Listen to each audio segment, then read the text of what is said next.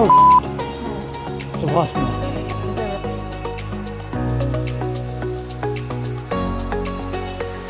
If you have the whole thing, that would be shut the front door. Mesha. That's you. The end. The end. Hey everybody, we're back. So last week we had a rough week. This week we did so much work and got very little done. It's very frustrating. Seems like everything we tried to do didn't work, which is kind of the theme of this channel, I guess. I think it's kind of par for the course here for Love of Wind. I think our audience kind of expects that from us now. So this episode does actually mark the end of season 1, our season of preparation. There's a ton more to do. The boat is not ready. We are not ready. The dogs are not ready. But we're not preparing. We're just going. We're just going. We're just going. At some point, we have to just go because the work is never going to be done, y'all. So we just got to make it happen. Yeah, at some point, we have to just go because the marina's kicking us out. Yes, that's right. We're out of money. Or our budget is kicking us out. Anyway, so we're going to pop a little bottle here. Yay! To season 1. To season 1. We want to give a shout out to our newest patrons, Kimberly Kelly, Tom Gorman, Tony, and Todd Snedecor. Thank you guys so much for your support and for stepping up in a bigger way. We appreciate you guys so much. Right, the newest members of the League of Mariners. Oh, I like that stuff. So, those are the newest members of the League of Mariners. That is our group of patrons on patreon.com/forloveofwind.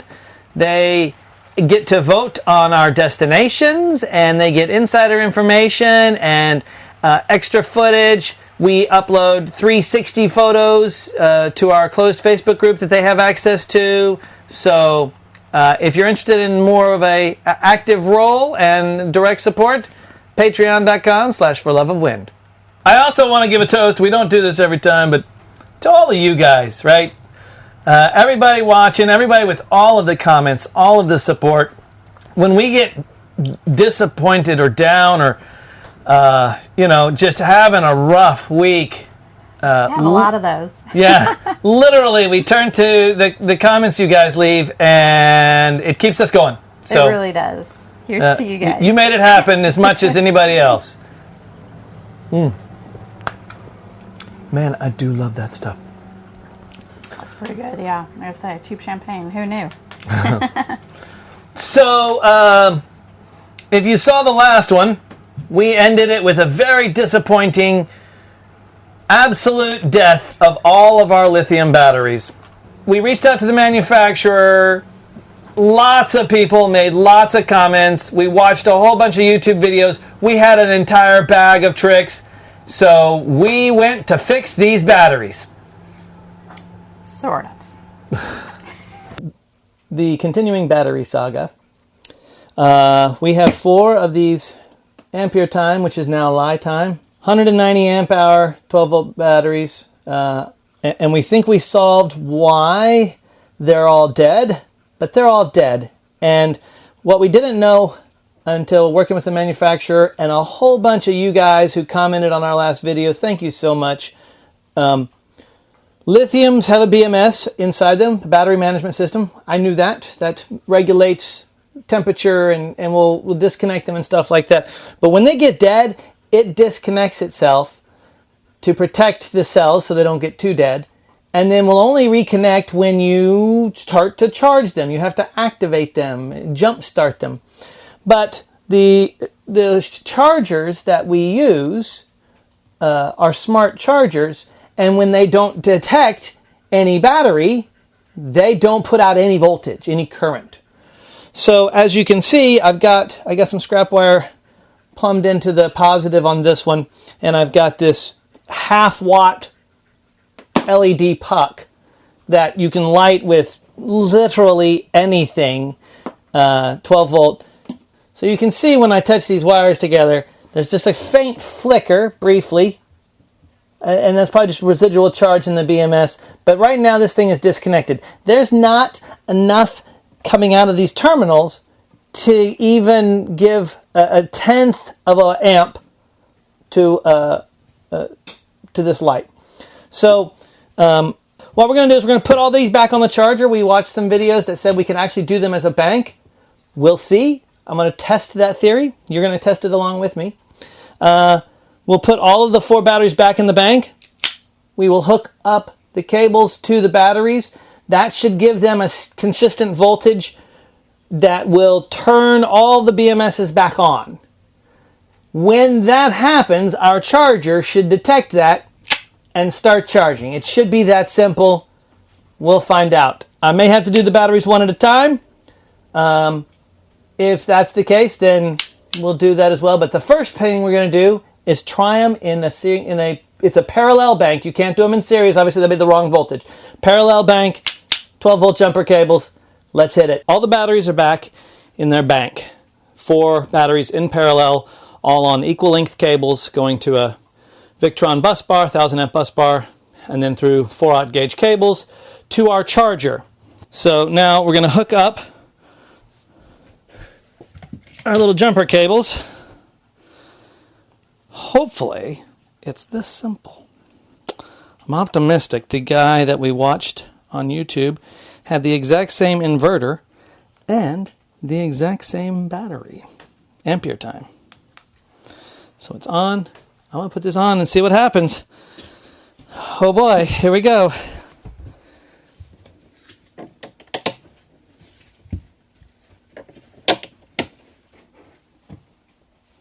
Well, it turned itself off. The charger did? Yeah, well, this isn't a charger. This is a jump starter thing. Okay. So, first off, let's make sure that this is...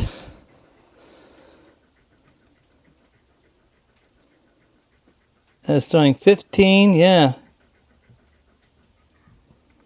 Okay.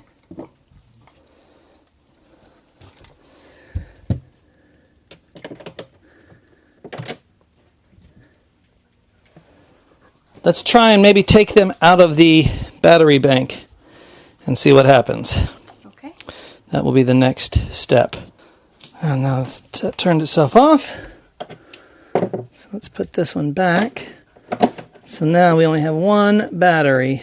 There's not a bank of batteries. Now, I'm going to try and jump start just the single battery. Alright, so this has not worked so far, even with the single battery. Next up would be put it on jumper cables and hook it to the car. See if it brings this battery up to life.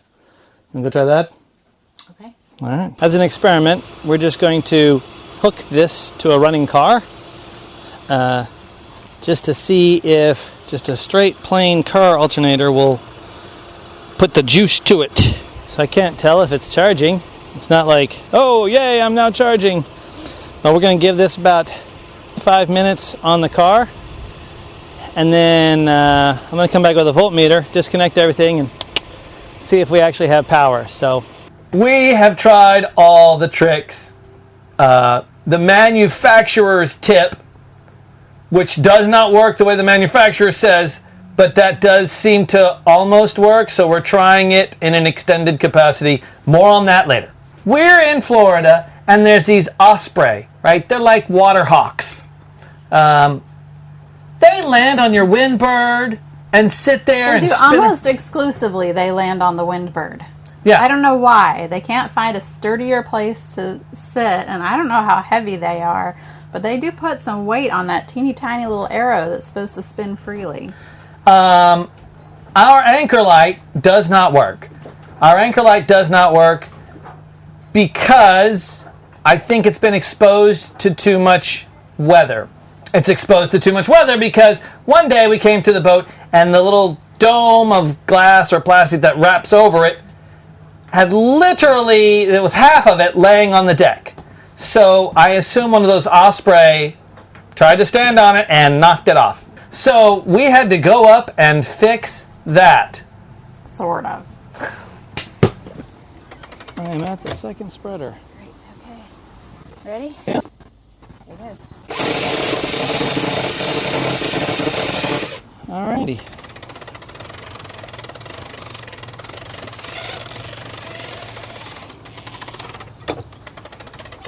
Oh, What's the matter? there's a wasp nest. Is there really?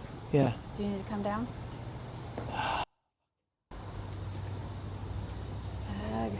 Are you close to it? It's underneath the spreader, and it's like they're staring at me. You want to come down?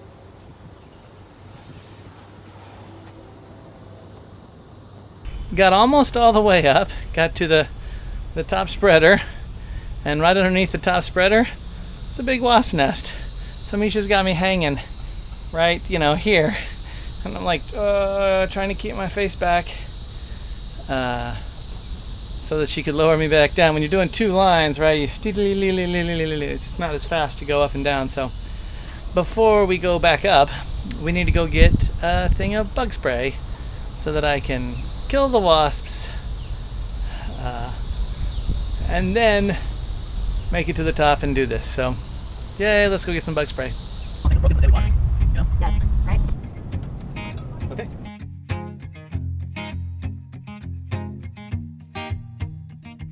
I have some wasp spray. Right above me is a wasp nest, so we're going to try and hit it without hitting ourselves too much. Let's see if we can make this happen. Want me to be ready to drop you down a little bit? I have to be able to. There's a tab I got to take off of this. Oh wait, here it is. What's this? There we go. Okay, I'll put that in my bag here. Test it. Okay. All right, now, the hope is that these wasps don't decide to drop on me when they die instantly. Let me know if you need me to drop you down a little bit. Well, I got to be close enough to hit them. Well, I know after you hit it. I hit them. How's it going? Okay. You good? Yeah, I think nice. so. Some of them flew away, some of them dropped away. Great. As long as they don't come back, I'll be fine. Okay. I don't hear any screaming or see any flailing going on up there, so looks like you're good. All right, well now unfortunately, the whole mast is covered in poison.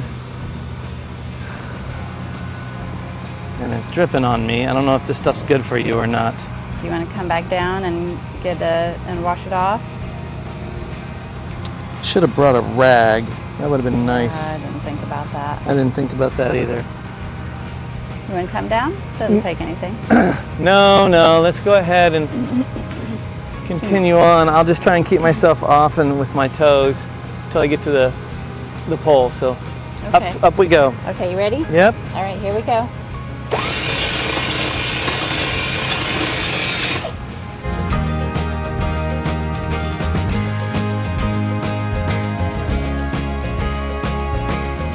So as you can see, this lost its glass ball on top. And I'm going to have to take this off and rewire it in. I do not have very much wire here to work with, so hopefully I can get this done, and then we'll screw the new one back down on there. So first thing we need to do is take this old one off.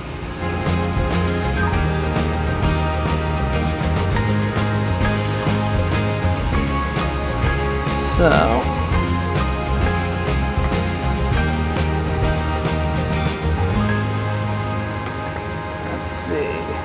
the drone recording turned itself off as I reached into the bag for a screwdriver, which I did not notice.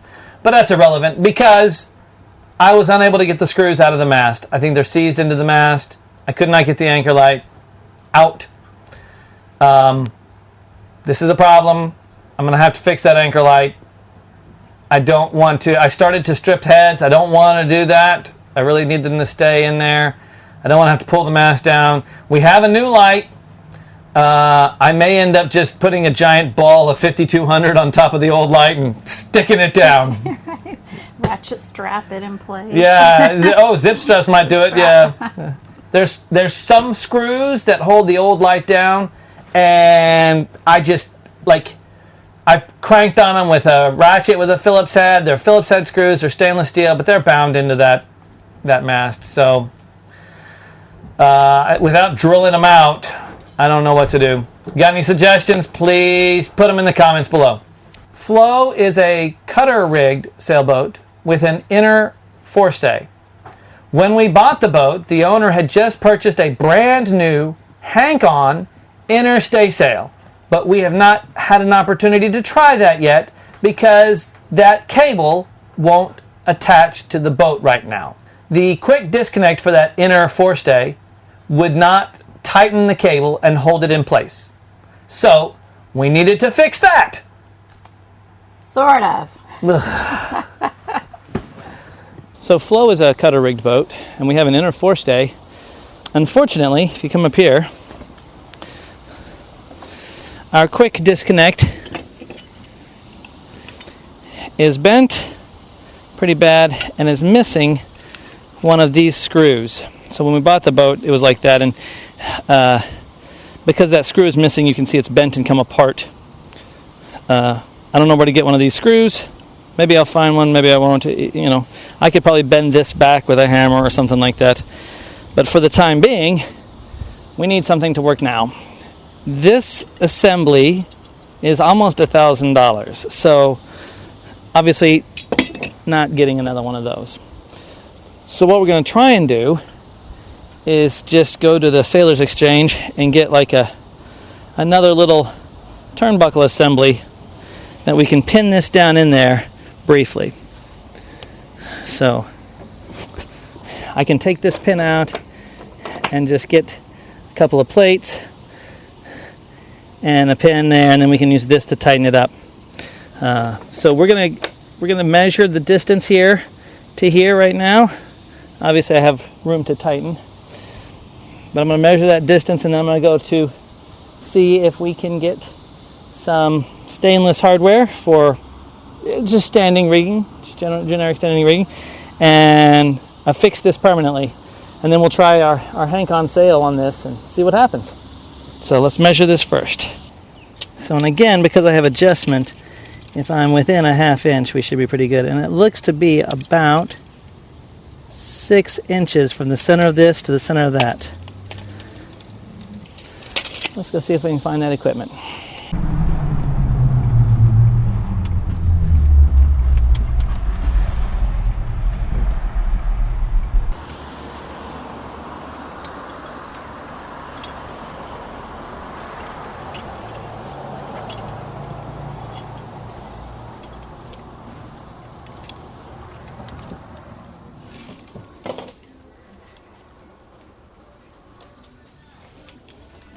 Good morning. I don't suppose you have one of these, or parts for one of these. I don't know. Michael? It's a quick disconnect for a inner forestay. Look in this area, bottom shelves up here, but probably going to be in the bottom shelves, or it could be over here in these bottom ones. Outstanding. And I'm going to look a few other places. And I can probably bend it back with a big enough hammer, but I need at least that screw. But if you have the whole thing, that would be... Shut the front door. There you go.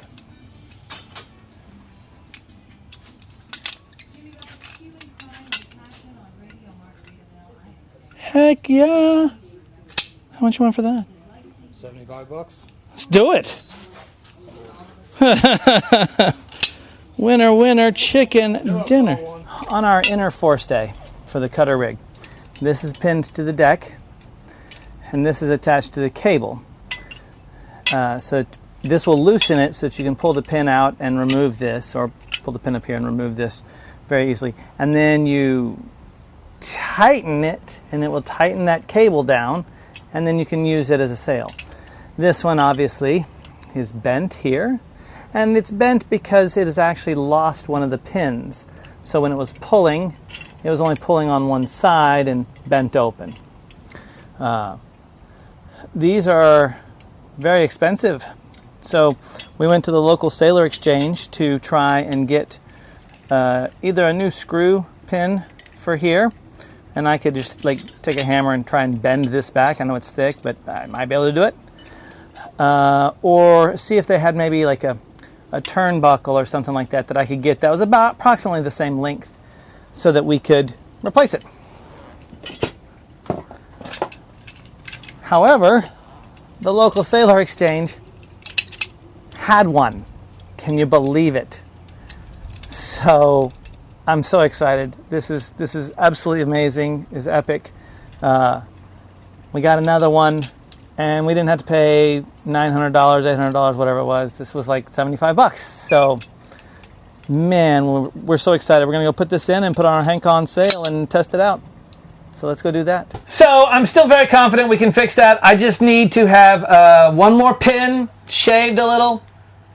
I'm going to either do that with a hacksaw or a grinder or something like that. And then that'll fit in there. I'm very, very excited. We found that new piece. Oh, that was such a win. And I'm just going to customize one little pin, and we should be off to the races with our Hank on interstay sail. That's exciting. So there were a lot of little things that we needed to do on the boat to prepare for departure. But one of the big things that's been an issue for us is Zoya, our borzoi, who we love dearly, and she's so wonderful, but she sheds a ton of dog hair on the boat.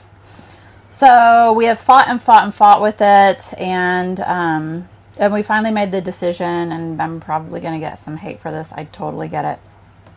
But we decided to go ahead and shave her because I think that's the only way that we're going to reasonably be able to manage the out-of-control hair situation we have going on here. So that's what we did. We bathed her and then we shaved her. Every woman should shave her borzoi at least once. Here's to that. We just did nails for most of the dogs, but I don't know how she did that. That's not us. She's talented that way. Zoya, you're a special kind of skilled. She hobbled herself so she wouldn't go anywhere. All right, so she's getting a bath, hopefully to get rid of some of the hair. You can see hair all over the dock.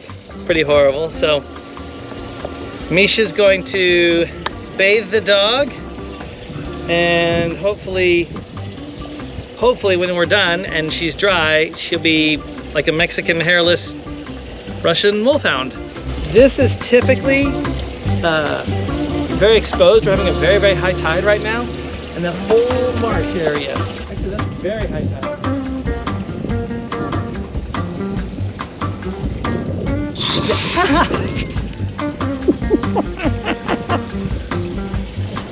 Valor, my patootie.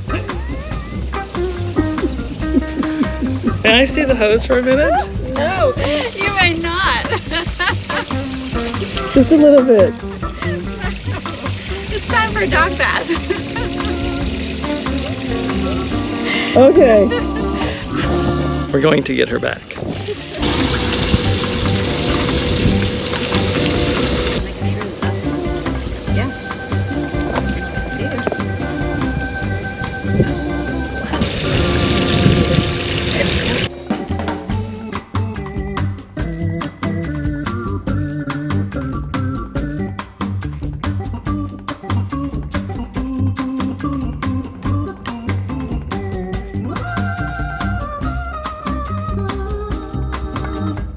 Mesha.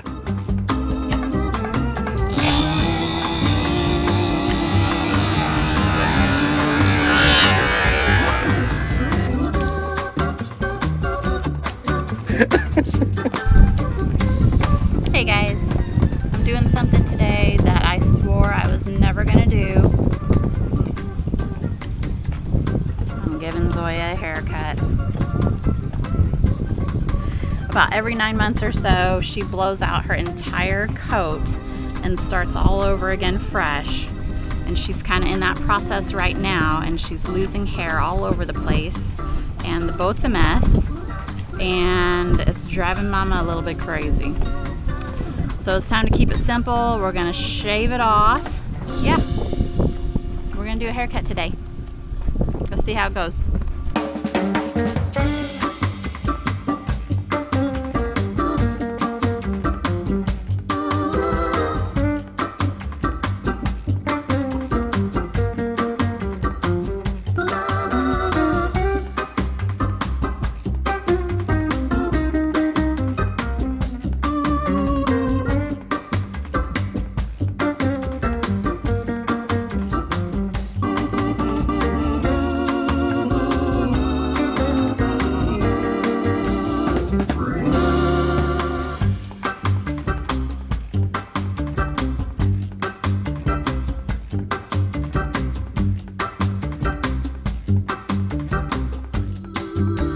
We made a joke that you should never let Kate have a garden hose. But truthfully, she started it. I totally did. I will own that. It was worth it. So at this point, we had to leave. We couldn't afford to stay in the marina anymore. And with a laundry list of things done... Sort of. we were going to go out to an anchorage in the area and finish those things. So we did actually slip the lines, put the engine in gear, and leave.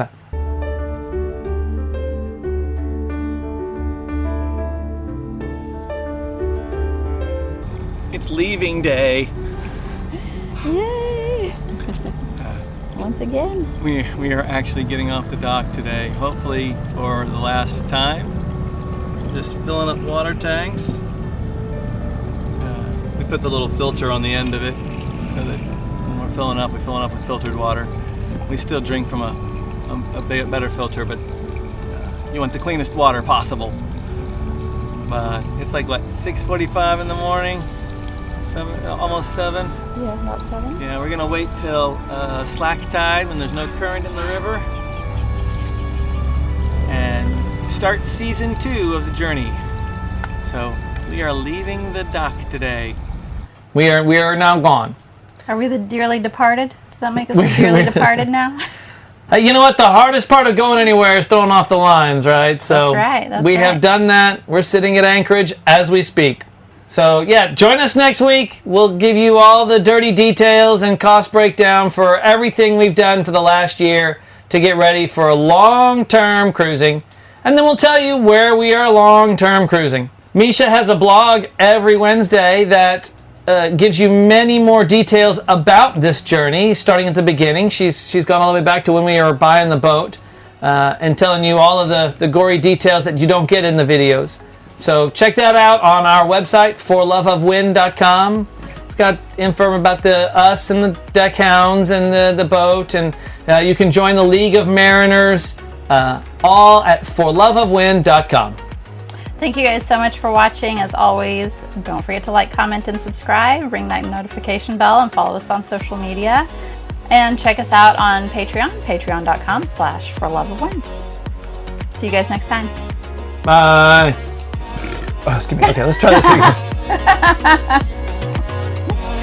That's what he thinks about that. That's what I think about that.